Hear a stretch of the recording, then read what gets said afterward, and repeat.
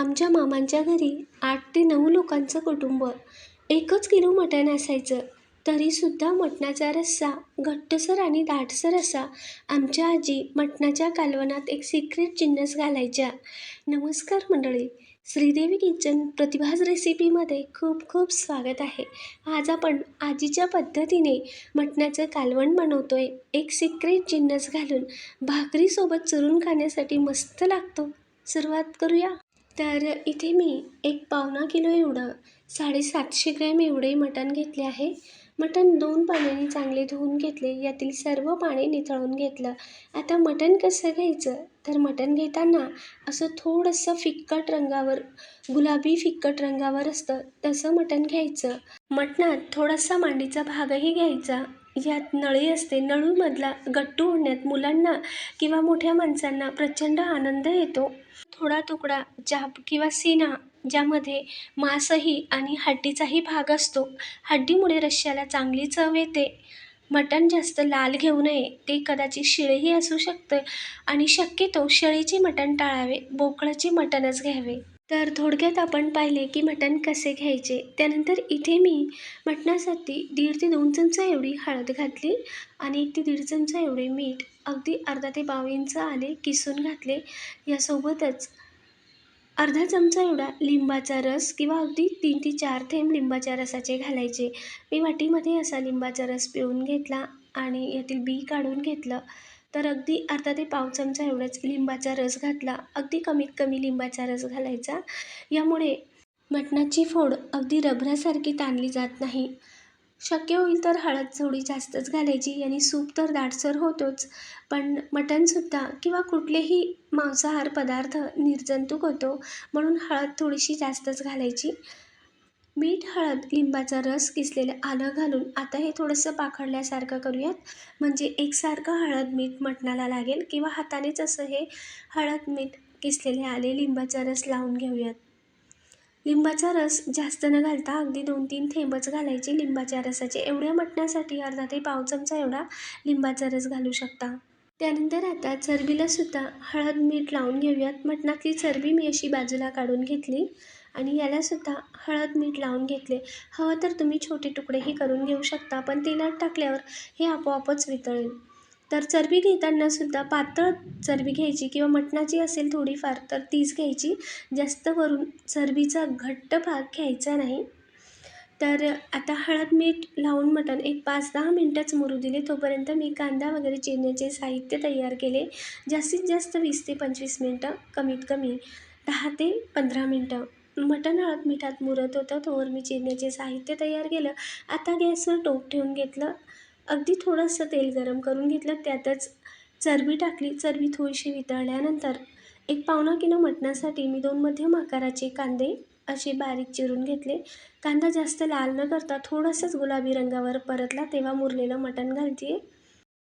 आता 10-15 मिनटं हळद मिठात मटण होतं आणि त्यानंतर आता मटण आपण शिजवायला घेतलं. तर गॅस अगदी मोठ्या आचेवर करायचा आणि मोठ्या आचेवर करून एकसारखं हे उलटपालट करायचं. तोपर्यंत मटण तेलात परतवायचं की जोपर्यंत मटणाचं स्वतःचं अंगचं पाणी सुटत नाही, तोपर्यंत मटण चांगलंच परतवून घ्यायचं. मटण थोडंसं कांद्यात परतलं की लगेचच पाणी घालू नये. 1-3-4 मिनटं चांगलं परतू द्यायचं आणि परतल्यानंतर आता स्वतःचं तेल सुटेल तेव्हा चिरलेली थोडीशी मी अजून कोथिंबीर घातली आणि कोथिंबीर घालून अजून 1 ते 2 मिनटं व्यवस्थित असं परतवून घेतलं. आता हे पहा, मटणाचं फक्त तुम्हाला तेलच दिसत आहे. थोडंसं मटणाचं अंगचं पाणी सुटलं आहे, तोपर्यंत मी असं परतवून घेतलं आणि ते पाणी सुटलं होतं ते सुद्धा कमी करून घेतलं, आटवून घेतलं. एकसारखं मोठ्या आचेवर परतवतच राहिलं. अजिबात यावर झाकण ठेवलं नाही. तर हे पहा, आता फक्त तेलच दिसत आहे. फक्त मटणातून जे तेल सुटलेलं आहे चरबीचं तेच आहे. आणि मग तेव्हा घालूयात टोमॅटो, थोडीशी अजून कोथिंबीर आणि आता टोमॅटोमध्येही चांगलं परतवून घेऊयात. टोमॅटो मऊ होईल, टोमॅटोला पाणी सुटेल. टोमॅटोच्या पाण्यातच आता अजून अर्धा ते 1 मिनटं चांगलं परतवलं. 1 ते 1.5 मिनटं चांगलं परतवल्यानंतर आता मटणात स्वतःचं पाणीही शिल्लक राहिलं नाही. सर्व असं टोपाला लागेपर्यंत चांगलं मटणातलं पाणीही कमी करून टाकलं. तोपर्यंत मस्त व्यवस्थित असं परतवून घेतलं आणि तेव्हा आता यावर झाकण ठेवूयात आणि गॅस मंद आचेवर करून झाकण ठेवून यात झाकणात बसेल तेवढं पाणी घातलं आणि ताटावरचं पाणी गरम झालं की मग पुन्हा एकदा तळापासून हलवून घेऊयात. तर आपण आधीच मटणातलं पाणी कमी करून घेतलं होतं. तर हे पहा आता फक्त टोमॅटोचं, कांदा आणि भाज्यांचंच पाणी आहे आणि मटणाचं चरबीचं तेल. तर हे पहा असं मटण शिजवलं तर अजिबात उग्र किंवा वशट लागत नाही. म्हणून मटणाचं पाणी जे रिलीज होतं ते सर्व आटवून घ्यायचं. म्हणजे सूपही अगदी दाटसर आणि घट्टसर असा होतो. आता पुन्हा मी ताटावर पाणी घातले आणि ताटावरचं दुसऱ्यांदाही पाणी गरम झालं तेही यात घातलं. जेवढं आपल्याला मटण सूप हवं आहे तेवढी ही पद्धत 2 ते 3 वेळा किंवा 3 ते 4 वेळा करायची. मटण सूप हवं आहे तेवढं गरम पाणी ताटावरचं घालायचं आणि मटण मंद आचेवर शिजवून घ्यायचं. तर हे पहा आत्ताच मटणाचा सूप इतका दाटसर दिसत आहे. आता खळखळ अशी चांगली पहिली उकळी येऊ द्यायची. सर्व पाणी जेवढं मला सूप हवं होतं तेवढं ताटावरचं सर्व पाणी यात घातलं. आता यावर पुन्हा झाकण ठेवून मध्यम ते मंद आचेवर मटण शिजू देऊयात. तोपर्यंत इथे आपण वाटण्यासाठीचे मसाले आणि साहित्य पाहूयात. तर मसाल्यामध्ये मी इथे घेतले आहे मसाल्यासाठीची तयारीमध्ये अजून पुन्हा 2 मध्यम ते मोठे आकाराचे कांदे उभे पातळ चिरलेले, 2 हिरवी मिरची, मुठभर कोथिंबीर देठासहितच, अर्धा इंच आल्याचा तुकडा, एक 10 ते 12 लसूण पाकळ्या. खडे मसाल्यांमध्येही घेतले आहे इथे मी एक अर्धी वाटी किसून घेतलेले सुके खोबरे, त्यासोबतच 2 चमचे एवढे धने, 1 चमचा एवढे जिरे, 1 ते पाऊण चमचा एवढे जिरे आणि इथे काही खडे मसाले. तर 2 ते 3 लवंग, 5 ते 6 काळी मिरी, अर्धा ते पाऊण इंच दालचिनीचा तुकडा, थोडंसं दगडफूल, 1 चमचा खसखस, चक्री फुलातले 1 ते 2 पाकळी, अर्धी मसाला वेलची, 1 हिरवी वेलची, थोडंसं दगडफूल आणि एक तमालपत्र, अर्धा ते 1 चमचा एवढी खसखस.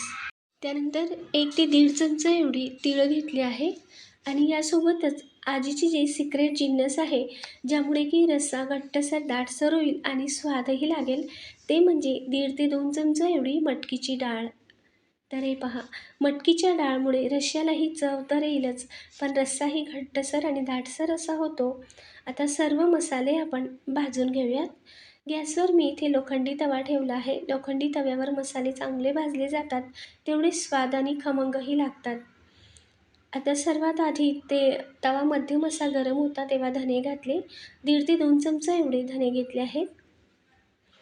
धने तेल न घालताच मी असा खमंग सुगंध येईपर्यंत भाजत आले तेव्हा खडे मसाले घातले. हवं तर तुम्ही तेलही घालू शकता तुमच्या आवडीनुसार.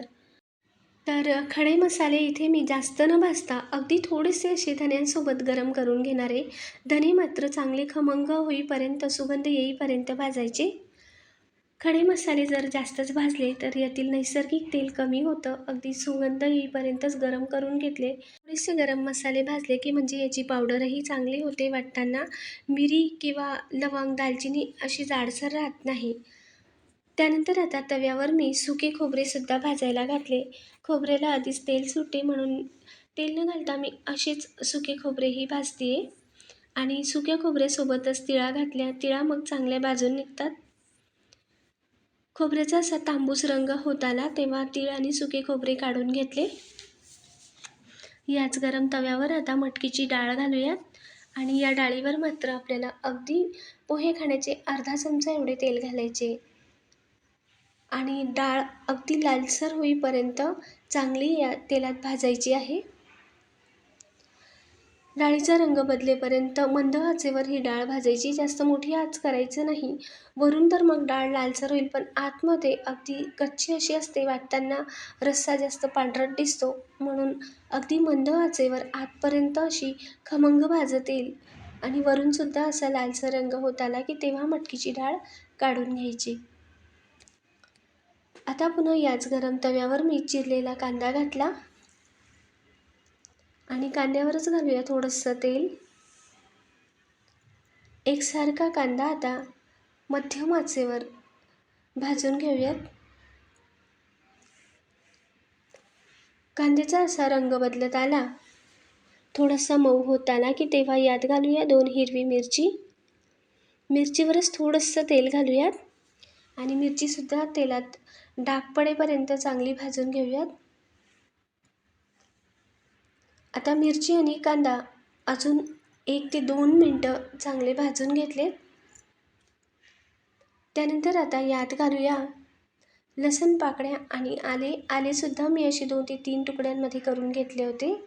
आणि कोथिंबीरची जी देठं होती ती हातानेच पिळून अशी तोडून घेतले आणि कोथिंबीरची देठंही यात घालूयात आणि पुन्हा हे चांगलं भाजून घेऊयात. म्हणजे अजून अर्धा ते 1 मिनटं आले लसूण कोथिंबीर या कांद्यासोबत भाजून घेऊयात. आता मी गॅस बंद केला आहे. हे सर्व मसाले काढून आता थंड करून घेऊयात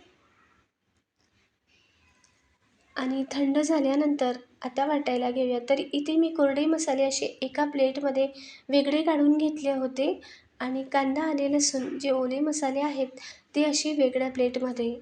तर इथे आपले धने, सुकी खोबरे, खडे मसाले, डाळ चांगले भाजून थंड झालेत. तर आपण ते आधी वाटून घेऊयात. म्हणजे मिक्सरच्या भांड्यात मग कोरडे मसाले जर आधी वाटले तर एकसारखं वाटण तयार होतं, एकसारखे वाटले जातात. आता हे सुरुवातीला पाणी न घालता एकच गरका करून घेऊयात, म्हणजे हे थोडेसे बारीक होतात. तर हे पहा, अशी पावडर झाली की त्यानंतर आता यात घालूयात ओले मसाले. कांदा, भाजलेले आले, लसूण, कोथिंबीरची देठं ते घालूयात आणि यासोबतच आता जी आपण कोथिंबीरची देठातली राहिलेली कोथिंबीर आहे तीही वरून घालूयात. प्लेटलाच असं तेल होतं कांद्याचं, ते पुसून मी यात घातलं, कोथिंबीरीला पुसूनच. आणि वाटण थोडंसं असं जाडसरच आहे, अजून एक गरका फिरवायचा आहे. तेव्हा आता यात घालूया आपण 1 चमचा एवढा कांदा लसूण मसाला. कांदा लसूण मसाला नसेल तर तुम्ही कुठलाही घरचं साठवणीचा मसाला घालू शकता. आणि कांदा लसूण मसाला घातल्यानंतर आता पुन्हा बारीक असं पाणी घालून वाटण तयार करून घेतलं. तर हे पहा, वाटण आपलं तयार आहे. आता मटणाकडे वळूयात. तर मटणालाही मी मंद आच केली होती आणि मंद आचेवर मटण शिजत होतं. ॲल्युमिनियमच्या पातेल्यात किंवा टोपात खूप छान असं मटण शिजतं, किंवा पितळाच्या टोपात. कुकरमध्ये न शिजवता असं टोपात मटण शिजवायचं. रस्साही खूप चविष्ट होतो. तर मटणाचं सूप तुम्ही पाहू शकता, अगदी दाटसर, पिवळधम घट्टसर असं मटणाचं सूप आहे. आता मटणाची फोड कशी शिजली तर हे पहा, अजिबात रबरासारखी नाही, फुटर अशी मटणाची फोड शिजली आहे. लहान मुलं जरी मटण खात नसतील पण मटणाचा पिवळा सूप प्यायला नक्की द्या आजी आजोबांना. खूप छान हा मटणाचा सूप झाला आहे. आता मटणाच्या बघारणीसाठी किंवा फोडणीसाठी गॅसवर मी कढाई ठेवून घेतली. यात तेल घातले. तेल अगदी साधारणच गरम होऊ दिले. 1 तमालपत्र, मिरची पावडर घातली, 1 ते 1.5 चमचा एवढे लाल तिखट. आवश्यकतेनुसार लाल मिरची पावडर घातल्यानंतर गॅस मंद ते मध्यम आचेवरच मिरची पावडर परतवून घेतली. जास्त मग गरम कडकडीत तेलात घातलं का मग लाल तिखटही जळतं, मिरची पावडर थोडीशी करपल्यासारखी होते. म्हणून मंद ते मध्यम आचेवरच लाल तिखट घालून परतवून घ्यायचे आणि मग नंतर वाटण. आता वाटणही लाल तिखटात एकसारखं मिक्स करायचं आणि मध्यम आचेवर वाटण चांगलं परतवून घ्यायचं. तोपर्यंत परतवायचं की वाटणाचं प्रमाण कमी होत नाही, रंग बदलत नाही, तोपर्यंत एकसारखं वाटण परतवून घ्यायचं. आता कढईनेही थोडंसं तेल सुटायला लागलं की तेव्हा यात घालूया मटणाचं सूप. तर 2 चमचा एवढे मी मटणाचे सूप घातले आणि मटणाच्या सूपमध्येही एकसारखं हे आता परतवून घेऊयात, म्हणजे मसाले चांगले शिजवून घेऊयात. अजून तवंग येईपर्यंत, तेल वेगळं होईपर्यंत एकसारखं 2-3 मिनटं परतवून घेतले. आता मसाल्यातून थोडंसं तेल वेगळं होत आहे तेव्हा घालूया यात मटणाचं सूप आणि फोडी आणि मिक्स करून घेऊयात.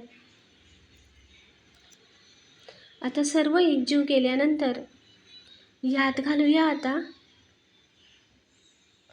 अगदी थोडासा वरून मटण मसाला.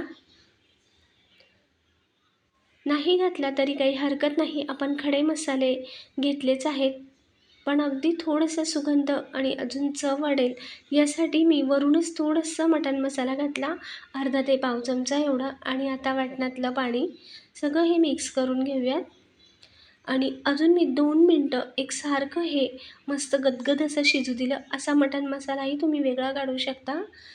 दाटसर अशी ही ग्रेव्ही ही भाकरीसोबत खाण्यासाठी छान होते. त्यानंतर आता यात टोपात आपण मटण शिजवून घेतलं होतं ना, त्यातच पाणी घातलं आणि मटण शिजवलेलं टोपातलं पाणी यात ॲड केलं. जेवढा रस्सा हवा होता तेवढा वाढवून घेतला. आता पहिली उकळी फुटल्यावर चवीनुसार मीठ घातले आणि एकदा मिक्स करून घेऊयात. तर हे आत्ताच रश्श्याला खूप छान असा तवंग आला आहे. तर पावणा किलोचा हा मटण रस्सा आणि हे प्रमाण एक 4 ते 5 किंवा 5 ते 6 लोकांसाठी बरोबर असं आहे. 1 किलो मटण घेत असाल त्यासाठीही हे प्रमाण वापरू शकता. एक 5-6 लोकांसाठी हा मटणाचा रस्सा बरोबर असा येतो, पुरेसा आहे. तर 5-6 लोकांसाठी पावणा किलो मटणाचा हा रस्सा आहे. 1 किलो मटणासाठीही एवढेच मसाले घेऊ शकता आणि एवढाच रस्सा होईल अगदी 5 ते 6 लोकांना पुरेसा असा. वरून चिरलेली कोथिंबीर घातली आणि गरमागरम मटण रस्सा सर्व्ह करूयात. खायलाही तेवढंच टेस्टी आणि स्वाद असा हा मटणाचा रस्सा किंवा मटणाचं कालवण झालं आहे. भाकरीसोबत चुरून खाण्यासाठी मस्त लागतो.